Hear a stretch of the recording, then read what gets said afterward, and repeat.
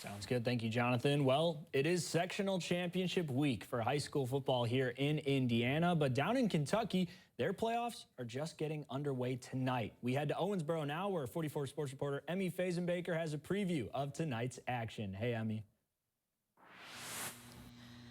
Hey, Ben, that's right. Week 1 of playoffs are finally here in the Bluegrass State. And what better way to celebrate than to be here at Still Stadium, where the Owensboro Catholic Aces are hosting Crittenden County. Now, they played them at the beginning of the season, and they, kind of destroyed them a little bit. 51-0, the Aces took it over the Rockets. But another thing that we have to think about is who they have under center, who is in the pocket.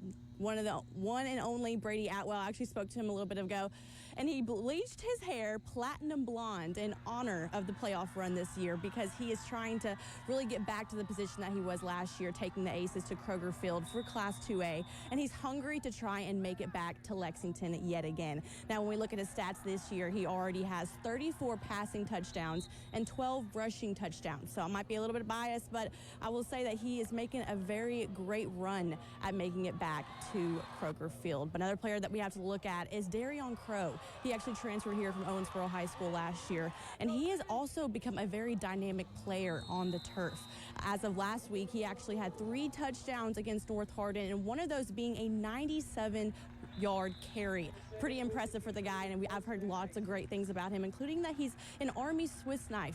He can block, he can run, and he can catch the ball, which is everything that the Aces need, especially after losing Carrico last year. So I think he's kind of fitting right into that mold for the Owensboro Catholic Aces that they needed in order, like I've been saying, to make it back to the Class 2A state finals, what they're really trying to go for. But I'm going to have more about the Catholic Aces run later on tonight. I'm actually going to talk more about Owensboro High School and who they're going to be facing tonight as well. First, 44 News at 5, so stick with me as I'm going to continue to give all of the updates for the Bluegrass State and the playoffs for Week 1 and all the action. But for now, reporting live in Owensboro, Emmy Fazenbaker, 44 News.